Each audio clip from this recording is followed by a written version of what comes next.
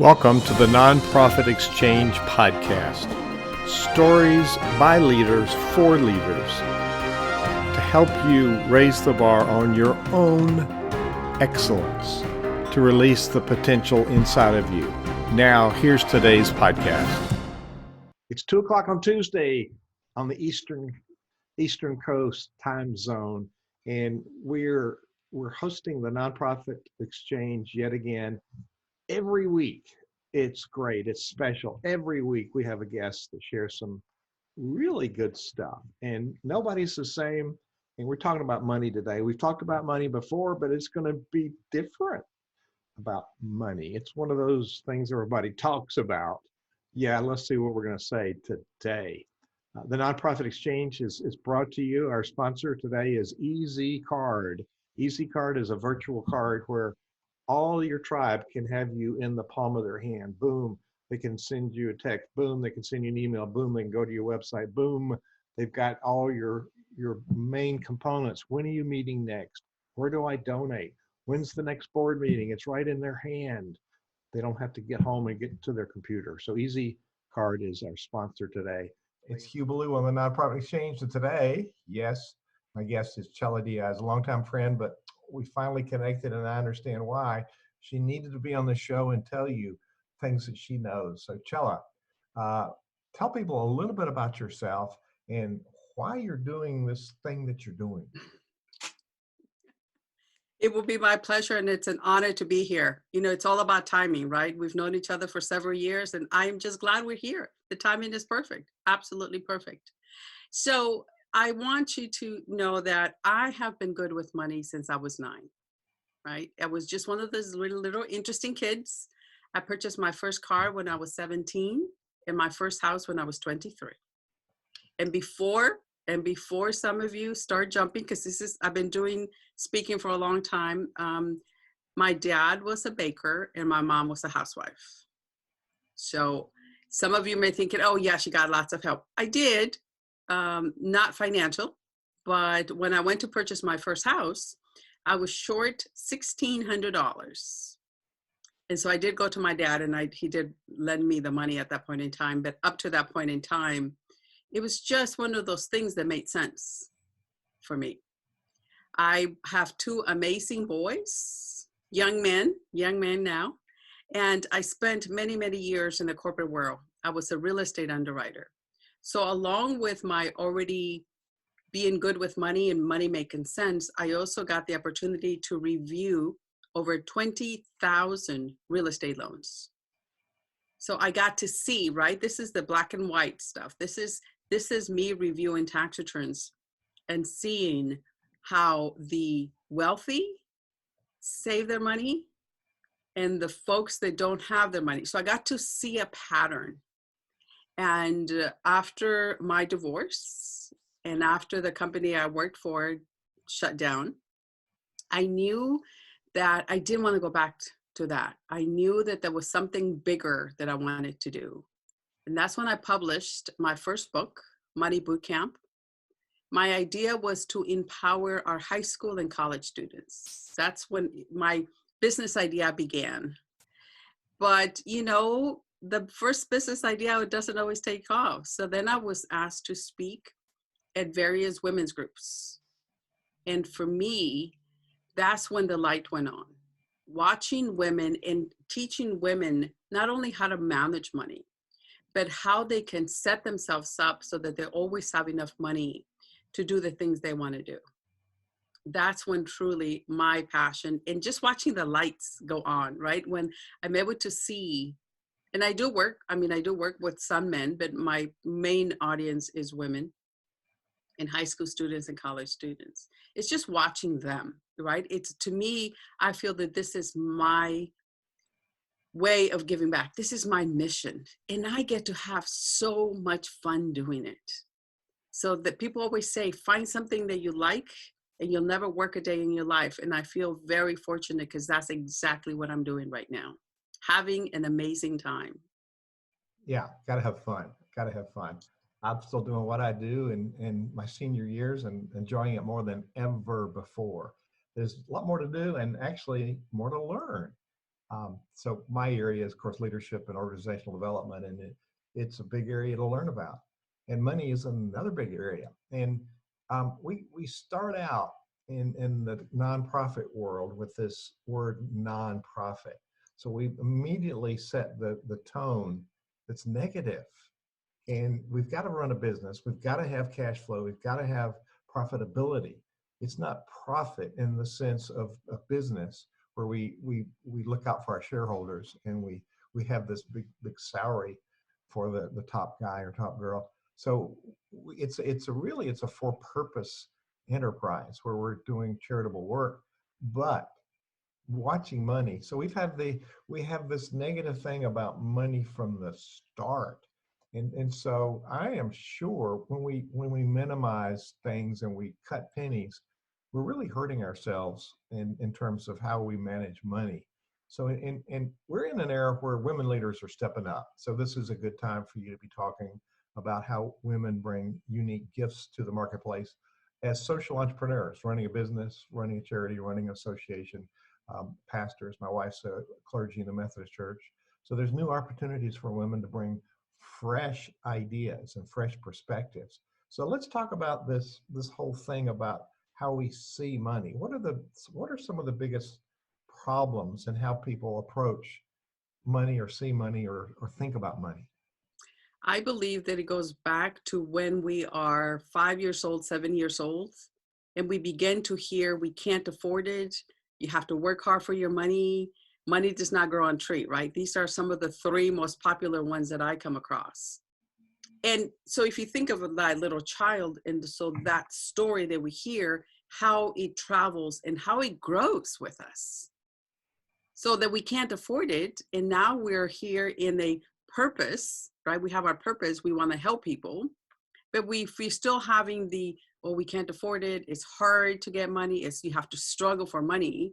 I think that really interferes with our mission and our purpose. It prevents us from asking, going out there and showing up. Whether we're working on a passion project, whether we're working, it doesn't matter, right?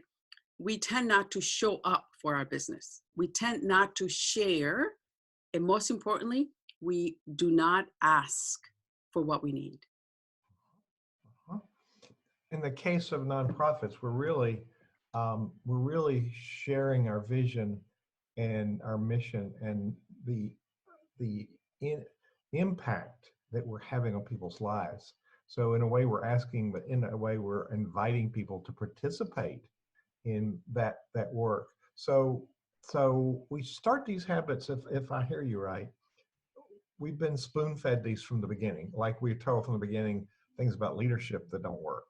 So we've been told things about money that really are not our friend, that they don't help us at all. So what's the antidote to this? The antidote to me is going and identifying what that story was and connecting to how that's currently affecting your financial picture. And I know it sounds simplistic, but I got to tell you, every single one of my clients that has done this, because once you identify and you shed some light or you bring it into the table or, whatever you may want to call it, then you're no longer subject to that story, right? It's giving it voice. Don't give the voice to the story. Don't. Yeah. It's like we download software in our computer, but then we have to learn how to use it correctly. So we just don't use only the templates. So we have a couple of we lost one. We have Riyadh, who's here from, as a young leader. He's in Algeria, happened to be. So he's part of Bob Hopkins' class. Bob is professor at junior college in Dallas. And he's got a special interest in inspiring young leaders to think about philanthropy in a new way. So to be a philanthropist, hello, Riyadh, welcome. To be a philanthropist, we don't need to be afraid of money. I mean, philanthropy, I've learned from Bob, is not all about the money. We do make financial contributions, but as we welcome new people into Methodist Church, we say, participate with your time, your talent, and your money. And so there's a triple invitation for people: time, talent, money. But there's an opportunity for young people to understand that. I had Ivan Meisner on the show last week, and the motto for BNI is givers gain. And so it's a different mindset. So So how do we get an awareness of some of these negative things that we've been taught? Because you're in with all the people that have taught you. How do we get an awareness of maybe we ought to have a different mindset with money? Maybe it's time for us to shift that by simply beginning to write. As we're sitting here, I'm a huge note taker. So as you're saying wisdoms, because I've already wrote a couple of notes, is write down. Sit down for 10 minutes for 7 days, silent, and think about what those money conversations you listen to. Just because that's going to bring them up to the awareness, right?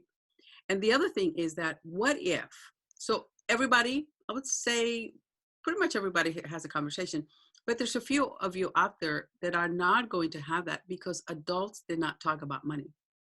So I want to say both of that. So if go back 10 minutes, 7 days, I love to hear from you what your feedback is, because these things, the minute you begin to give the mind a task, it's going to do it for you.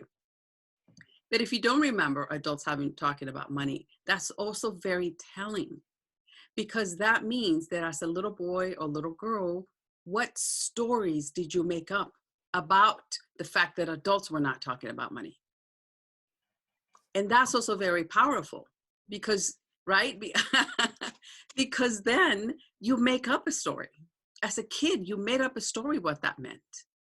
And I wish I was making this up, but this is that. So as an adult, it's possible that you're in a relationship and you don't talk about money, but you have this white elephant in the room that nobody's talking about.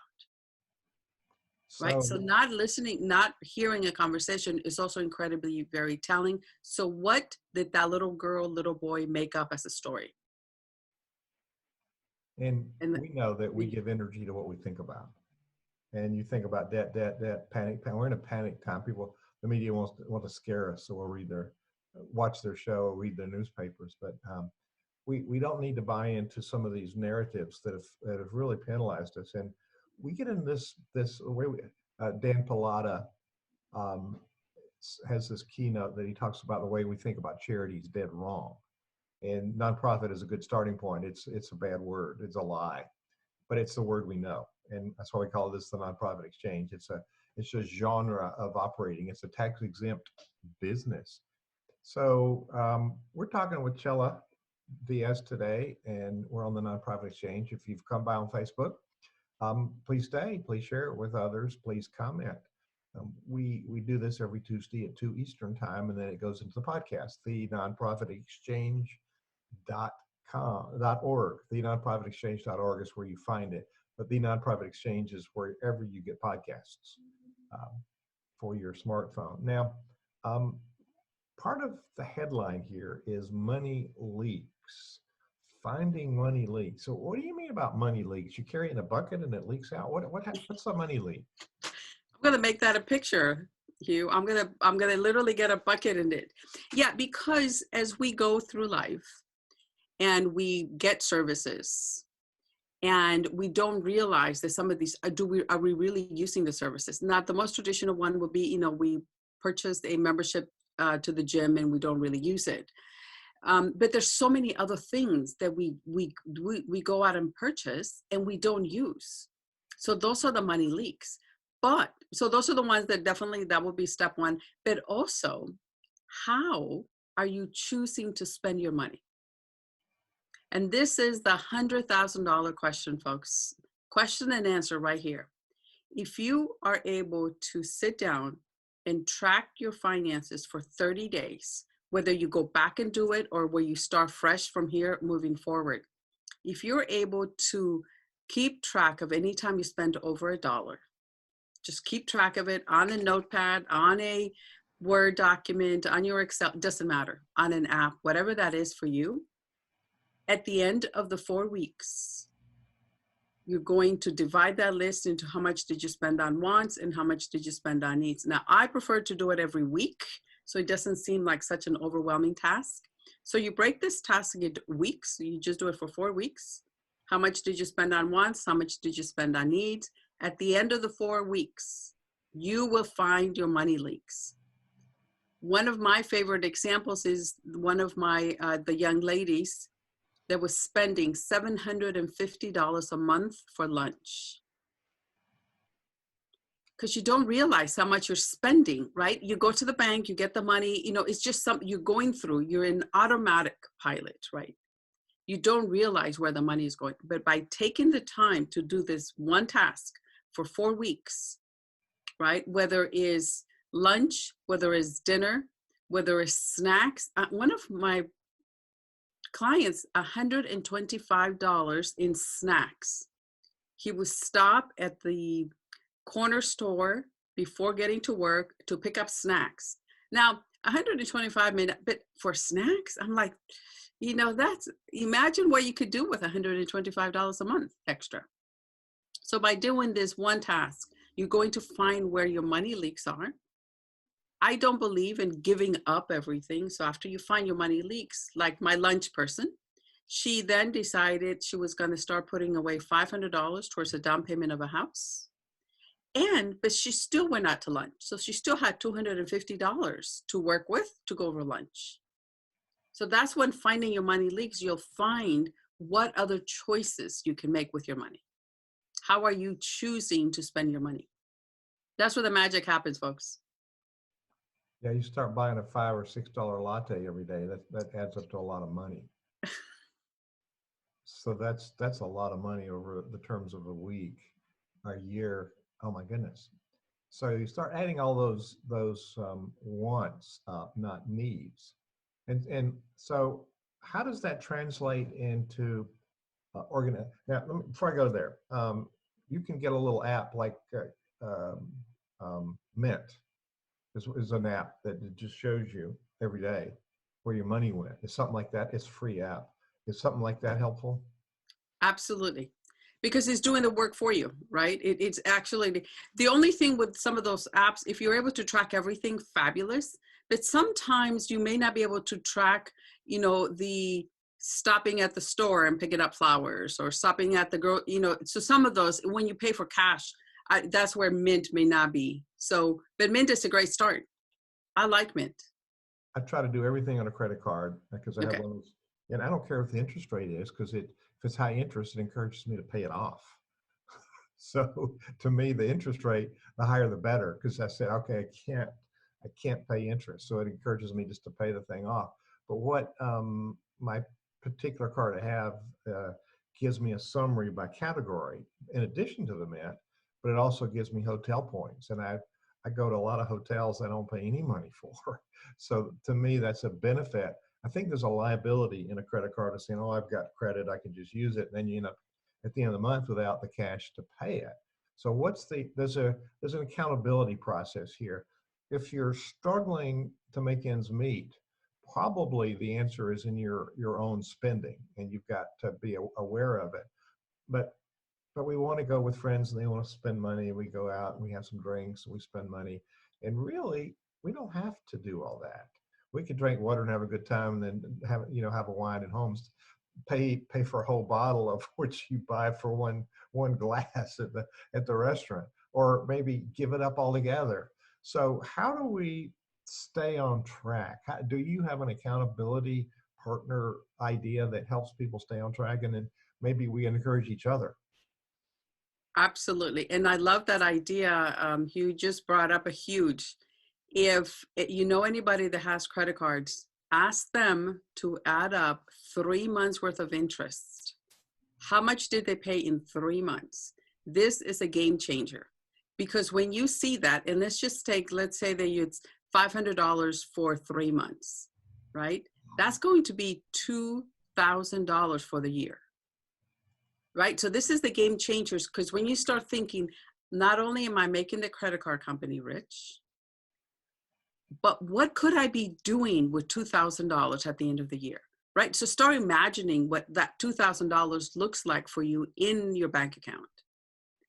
And I find that when people do this task, they're able to go out and work maybe a little bit harder for short term to pay off that debt, whether it's selling something, doing something extra, whatever that may be, so that that money can start flowing into their own account. So that was a phenomenal book. But accountability is actually one of my favorite things to do, because to this day, I still have two accountability partners. So the accountability partner is one, I suggest it cannot be a spouse or a girlfriend or boyfriend, right?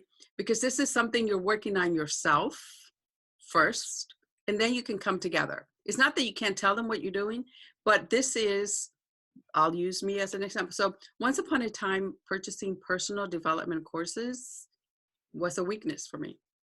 So anytime I went, whether I saw it on TV or I was at an event and I wanted to buy it before, and I set a dollar amount. So for me, anytime I went to spend over $100, I needed to call my accountability partner and share that I wanted to buy this thing that I could not live without. So that's what an accountability partner does. You tell each other what your goals are. You know what your, whatever is your weakness. And then you call each other during that time. And that, after I started talking about it and just justified and explained to her why I needed to buy this, it was so silly because I really didn't need it. So an accountability partner helps you to stay on track of whatever financial goals you have. It helps you to stay away from the shiny objects and is there to celebrate every time you achieve a milestone. Really good. These were all really good personal growth habits. The reason I wanted to have you on the show is because we bring all of our good and bad habits into the workplace. And many of our audience have had a vision for changing people's lives, and they've launched a nonprofit that they have founded. And sometimes they run it, sometimes they get other people running it. But we want to identify these because the personal problems become systemic problems and then become a problem for the organization. Now, in the nonprofit world, we're required, which is a good thing, to have a board of directors. And the board of directors oversees the money part. Now, the same issues that you just talked about do exist in organizations. And I've seen organizations that are broke, but there's been no discipline or system or accountability or awareness of we're living beyond our means is the first one. We don't have the money coming in, but we got to do these programs because it's compelling that we have to do it. Wait a minute, you got to take care of home first. So how do leaders bring some of these shortcomings into the workplace, and how does that hurt everybody? That is phenomenal, right? Then that's why I think that you have to start at home and find your money leaks and fix your money leaks first. Because when you start to do that, what really happens is that you begin to see other opportunities, right? Whether it's the saving $500 a month, $2,000 a year, whatever that may be, other opportunities are going to begin to present themselves. Because debt creates overwhelm and stress. And when you're stressed and overwhelmed and having to think about how you're going to make those payments, and I'm not saying necessarily paycheck, but there's that, another payment, I have to write out 10 checks. I know people don't do that anymore. I can't help myself. Automatic pay, whatever that is, right? I need to pay 10 bills versus I need to pay 3 bills, right? That takes stress. But when you're able to get that under control at home, then that's going to be those skill sets you're able to transfer to your organization. You're able to maybe come up with different ideas to do a fundraiser. You're able to maybe share about your project to that person that you haven't thought about sharing, right? It opens up more space for you to be able to be more productive and bring in more money into your nonprofit, or I call it passion project, but. Your passion project. Yeah. What is your passion project? My passion project is to do workshops for high school students and college students. I want them to start, and it's really interesting because what I hear a lot from them is that they don't care about the money, but they want to make a difference. And I say, in order to make a difference, you need the money. Absolutely. I'm going to ask a couple of people online here to ask questions. Riyadh, you're being very polite back there. I'm wondering, as a young person facing the life ahead, did this stimulate any questions for you, or do you want to comment on what you're hearing here? And then we'll throw it to Professor Hopkins. So Riyadh, you're muted. Do you want to contribute to this conversation? Yes, I am. By the way, I like the use of the credit card, and here where I live, it's not used very much. Here, people are very much with the cash, so they never use a credit card. Starting from my family and my parents, they just use cash. Here in Algeria, we use only cash. But I like the idea of the credit card because, like this, you will have to think how to spend the money twice. You won't just buy or do something like that with the with the cash, because each time my parents are just spending, spending, spending the cash. If it was with the credit card, it would be better, and they would know where to spend the money. So I really love the idea of credit cards. I hope we will apply it one day. So you're in Algeria. Yes. And how do you pay for things? In some countries, they use smartphones to pay for things. How do you pay for things with actual physical cash, or do you use digital payments? We use physical cash. Physical cash. Yes. All right, all right. Now I understand you've gotten admitted to a college in France, so you'll be going to France. So how will this kind of information help you think about managing your expenses when you're in college? Sure. I love the idea of credit card because like this, I will, as we say, I will manage and optimize how to spend and where to spend the money with the credit card without spending and carrying the cash with me and buying this and that and that. So with the credit card, I will buy the only thing that I need and like with limits. And each time you see the card, you remember the money. So that's how. Before I go to Professor Hopkins, let's talk about philanthropy just a little bit. In order to be a philanthropist, you want to manage your time, because we give time and talent, but we also give money. So why do you think it's important to manage your own finances? So you're in a culture that's a giving culture too, as I understand. So why is it important for us to have our house in order to be able to be a better philanthropist? Can you hear me, Hugh? Um, Hugh, Riyadh? can you hear me? Yeah, who is that? Bob? Yes, I can hear Bob. I can't hear Riyadh though. Riyadh, are you there? Yes, I You am can hear here. Bob? Yeah. How will this managing self help you when you're going to college and be a better philanthropist and the rest of your life? Uh, You think well, about that a minute. I'm gonna ask Professor Bob. He's on a horse, and yes. his horse. I don't know if that's the one. I don't think that's the one called philanthropy. But Bob, welcome to the Nonprofit Exchange. And what comments or thoughts or questions do you have for our guest today?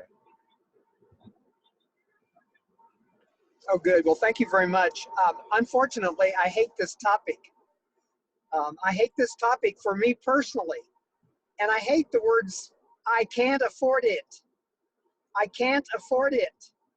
So, in dear respect to you, I think that your topic and what you tell the students is what they need, because people need to manage money. But you know what? I've never been able to do that, unfortunately, unfortunately, and unfortunately. And because of my elderly age, what you see on the horse is not what I look like today, because I'm 50 years older than what that horse is. Oh, But my. anyway, I try to teach students to think positively instead of thinking, I can't have and I don't have. I think that God gives us everything we need, and I think you just have to have a positive attitude about it. Um, and unfortunately, though, I don't manage money very well. For some reason, there always seems to be, it seems to be there when I need it.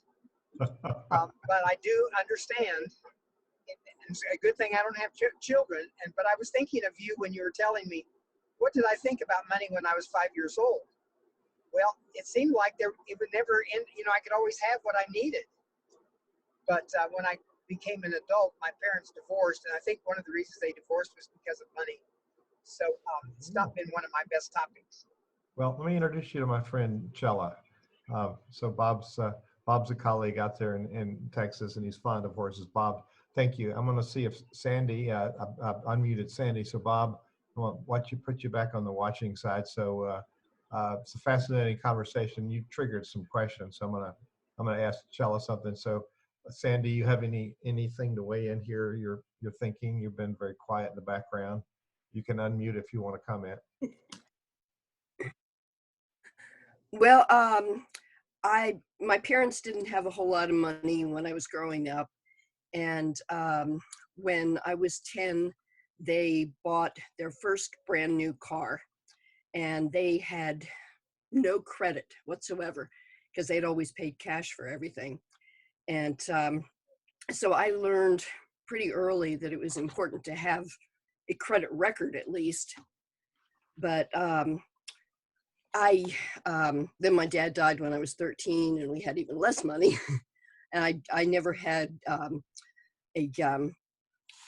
I was never given money when I was growing up unless there was something special that I needed to buy. And so I kind of had to justify then why it was that I needed money. Excuse me. And so I raised my kids that you do need to establish a credit record, but you need to not be using a credit card unless you are able to pay that credit card off. And I've pretty much managed to do that through adulthood. There have been times when things have gotten rough and the credit cards, the bills have stacked up, but gotten them paid off as quickly as possible. And so I think I've got a pretty good relationship with money. Yeah, well, great, Sandy. Thank you. I'll put you back where you can be anonymous again. So, Chella, they triggered a couple of interesting topics. So, thank you all for letting me bring you in from nowhere to commenting. When you start an enterprise, even if it's a nonprofit, and you're going to apply for a credit card, they're going to check your personal credit. A small business, or you're the founder of this, and you want to apply for a credit card, then that's what you got to do. So, it's important. This is one area that's really important for having your act together. You want to comment on that? And then Bob's relationship with money, it's he's a mover and shaker. He's an energy field, and so makes things happen. But I'm sure in his career with nonprofits, he's seen a lot of them challenged with money, and I think it's an attitude that comes from the top. So those are two different areas for you to bounce off of. And actually, Hugh, you had mentioned earlier, and I'm so glad we're coming back to this, because when it comes to money, but also when it comes to credit, right? People think about it as a negative thing, but you are proof that that's not the case. You are able to get things for free, right? It's about learning how to use the system. I have a friend, and she got like a 32-inch flat screen TV for free. She was a business owner, and she charged a lot, and she paid a lot, and she accumulated so many points. So that's the thing about credit cards, right? That we can use them to our advantage. We can use them just like Sandy. Sandy, thank you for sharing, right? And Bob, thank you for sharing. We're going to come back to you in 1 minute. But you can use these credit cards to your advantage. They don't have to be the bad word, right? Just think about it. This is a tool they can use to get free stuff. I personally have gotten gift cards. It's a great way to get gift cards, and you can give them away for gifts. It's it could definitely work to your advantage having these credit cards, right? And know that the magic is you only need 3 types of credit. This is credit that's being reported. All you need is 3 lines in order to build a credit score. Explain that. 3 lines, 3 credit cards. 3. Well, it can be a credit card. It could be a car loan. Anything that reports. It cannot be. And I get this question a lot. It cannot be, for instance, you paying rent. That's not reported. Utility bills. I know you pay those, but those are not reported. So those not count. So 3. Whether it's 2 credit cards, whether it's a car loan, you need 3 of them in order to build credit. That's it. That's all you need. Wow. So it's all back to what you're talking about to begin with. It's a matter of discipline and our attitude our attitude about it, and our awareness. So there's a discipline in spending. So I see a lot of people start a business or a nonprofit, and they just kind of say, "Oh, we're going to make money and we're going to do these things." How important is it to put a line item budget out there to say, "This is our discipline for spending"? I love that. And I got to tell you, I sometimes, I don't like to use the B word, the budget. So what if we start thinking of it as, this is how I'm creating a spending plan. So this is how we're spending our money, right? It just sounds softer and it doesn't sound quite so rigid. We have to stick to the budget. But if you create a spending plan, then you have choice. You spend, you're spending this. This is how much we allocated for this. This is how much we're going to allocate for that. So create a spending plan and stick to the spending plan. Like you said, Hugh, sometimes we want to do and we want to serve, but if we don't have the money coming in, it's going to stop, right? Sooner or later, there's only so much you can do. And unfortunately, right now, I do know quite a few nonprofits that the money is just not coming in, Yeah. and they may need to shut down. It's a real challenge for the whole sector. Small businesses, small churches, small restaurants, nonprofits. We're all really challenged to rethink how we do things. And, it's my wife and I have gone through a personal discipline of looking at expenses and shaping it. We spend a lot less money than we used to. We eat really well, and we pretty much do anything we want to do, but we stay under budget every single month. And even though I have a number of credit cards with a lot of credit line, we primarily use one. And then, so I don't have to remember, did I pay this one, I pay that one, and then everything comes on the first of the month. So boom, there's this ritual of making sure you pay it all. So there's 100% on-time payments. There's no interest charges. And it's a good discipline. It's been a really good discipline that's energized us. And we have more money to be able to support the charities that we want to support. And I got to tell you, that feels good to be able to give some to other people. So and when you build your budget, let's talk about the giving part of this. That part of philanthropy is money. Part of it is showing up, and you talked about showing up earlier on in this conversation. Showing up is not just physically present; it's emotionally present. So where does giving come into our financial system? I think giving should be right up there with paying yourself first, giving, and then meeting your obligations is kind of a toss. And then down the line, it should be your wants, right? And not to deprive yourself. I'm not saying deprive, but I'm just saying if you put it in that order, I guarantee you will always have money for everything. It just shows up, just like Bob said. The money always showed up. He always had everything that he needed to do. And Bob, thank you for sharing. And I agree with you. I think that God definitely gives you all that you need. And I'm delighted, and I believe that thinking positive. What I see the struggle, Bob, is that we want to think positive, and your students are thinking that. It's the monkey chatter behind the scenes that's going on from the money conversations that we listened to or we heard as children. So you have that conflict.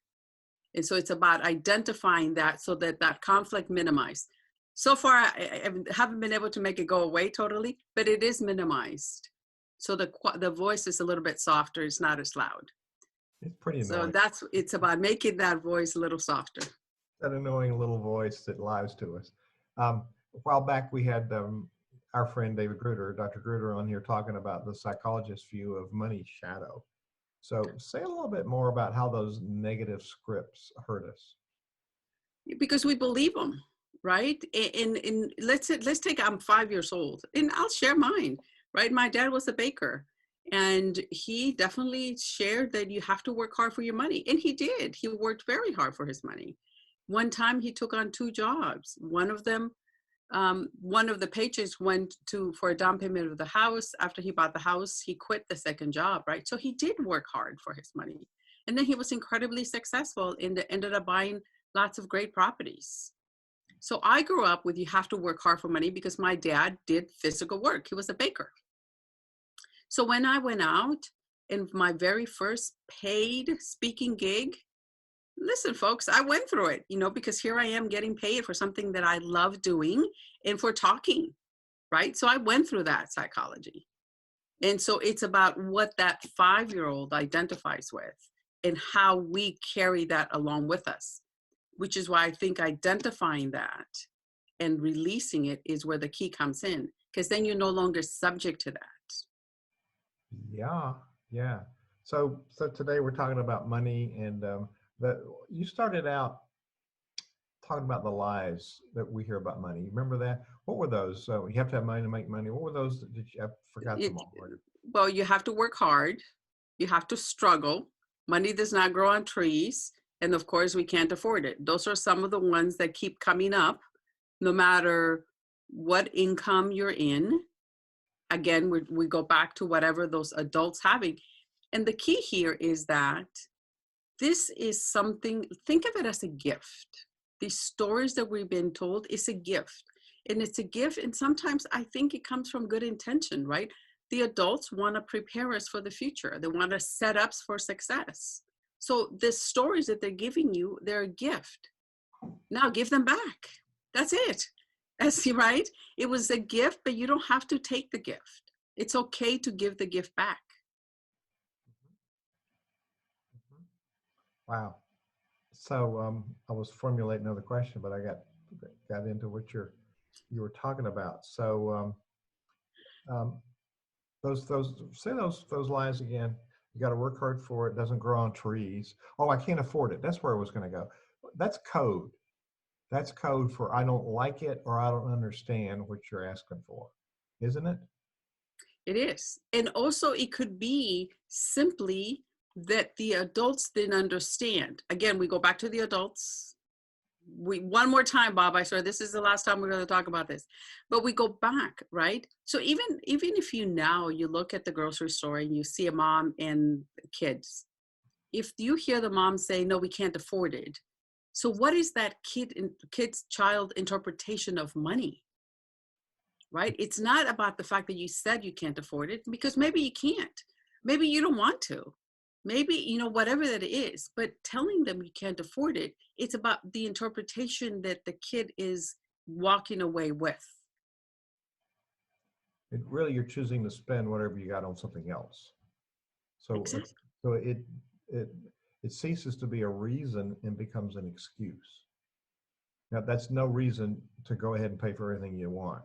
And back to your list, wants and needs. So do you do this on a monthly basis, a weekly basis? You do it in hindsight, or you do it in forecasting? How do you do this want need thing? Right. So I like the moving forward, because then you become more aware, and that way we're sure that nothing really slipped through the cracks. Just do this. Keep track of your money for 7 days. Anytime you spend $1, you write it down. At the end of the week, I like to take a paper, divide the 7 days into how much did you spend on wants, how much did you spend on needs. That's it. We don't analyze it. We don't judge it. We just doing this. It's black and white. You do this for 4 weeks. You're going to find what are some of the things that are you ready to let go from that list? What are some of the things, like my lunch person, right? So but along with going out for lunch, she's putting $500 towards the down payment of a house, which was important to her. She wanted to do a house, right? So once you find something you can replace it with, I take it Bob likes horses, so I don't know if we can buy new toys for the horse. I don't know how that works, right? But once you're able to find where the money is going and you choose something else to do with it, that's when you begin to shift, and that's where you begin to accumulate and have money for the things. You're a perfect example, Hugh, right? You have a spending plan, but you're always able to do the things you want to do. And that's what it's all about. It's having those choices to do what we want to do. And spending plan doesn't mean you can't do fun things. But it's just a whole lot of things that don't cost money, or very little money. We don't have to pay a lot of money, and sometimes the free things are healthier anyway. So what I see often is especially early stage or startup businesses or nonprofits, we make bad decisions on spending. And so we put all the wants ahead of the needs, like hiring staff prematurely until we've got enough money in the bank to pay for that person for at least a year. So we get out ahead of it. We assume the product's going to sell. We assume that donors are going to donate. We assume we're going to get grants. So we hire in preparation for that. That's one of the bad habits that we bring over from our personal life. Just going to bully our way through there. But really, we need to start having a foundation of regular recurring revenue before we can really get a director, executive director, or a funding specialist on our staff. But it's good to get somebody on the staff that knows how to track the money.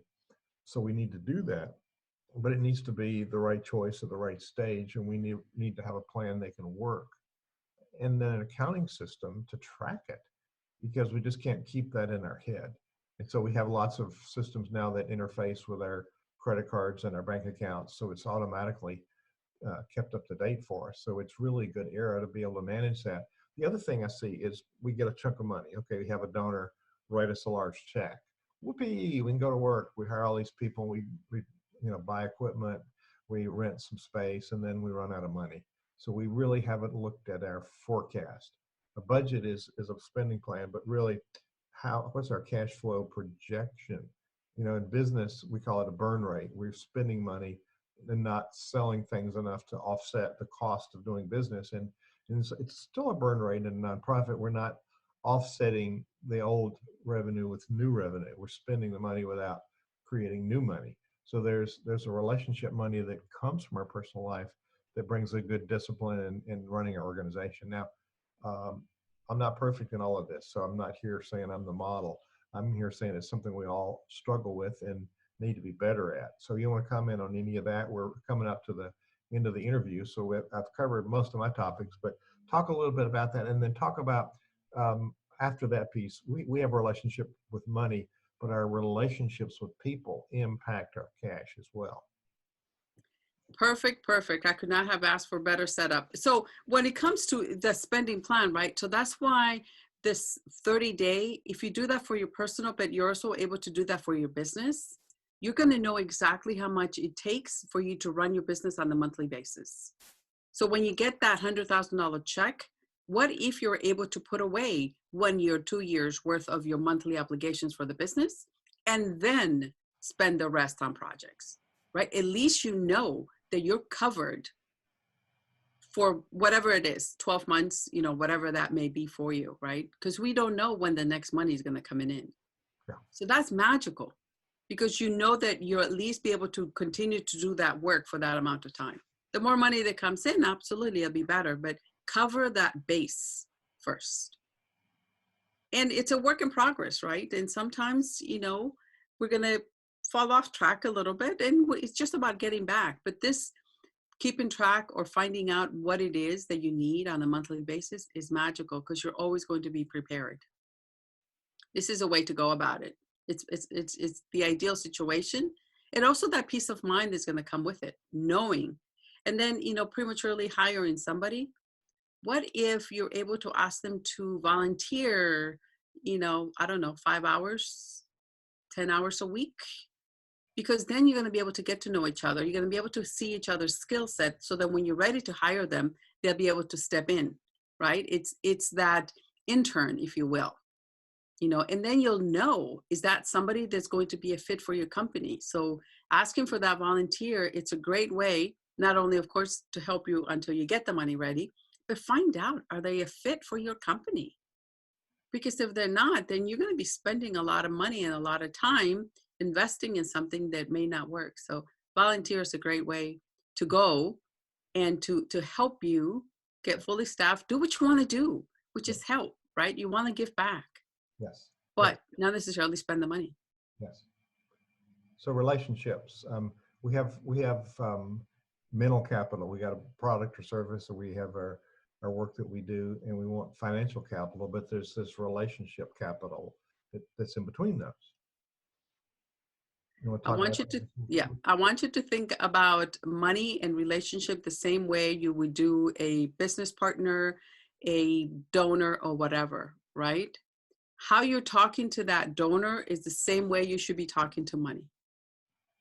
If you're telling money that I don't have enough, you're never enough, whatever it is, if that was a partner, and this is where the money relationship shifts.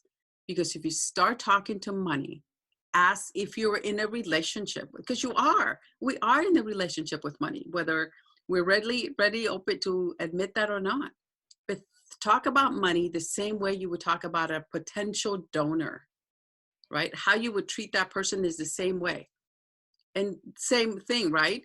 You want to treat the donor the same way as money, and you want to treat money the same way as the donor. You want to this is a win-win for all. There's something for the donor to contribute to your organization, but there's also some, right? So it's about building that and thinking about money and the fact that you're friends with. So start dating money and get to that point where you're ready to make a commitment and get married. So find your money leaks, develop a plan, get an accountability partner. Don't bleed yourself dry. Don't deprive yourself of fun things, but also be responsible. And your analogy with the person who was spending $750 and they cut it down to $250 on lunches, they can now save money for a house. So in the world of nonprofits, we want to put away money to build an endowment fund. Now, people do give to it specifically, but we could build it in more than one way. And so having an endowment fund allows you to have a fund that makes interest that could pay for your operational expenses if it was large enough. And so that's one of the disciplines for a nonprofit that we can take advantage of.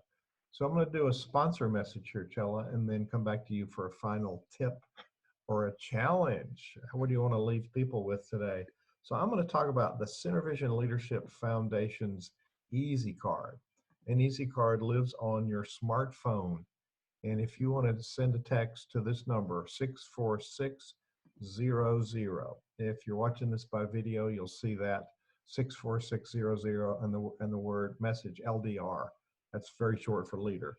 So the number is 64600 and the message is LDR. You'll get a respond message and you'll get the Easy Card. It's our virtual card. It's like an app, but you don't download anything. It's just there magically.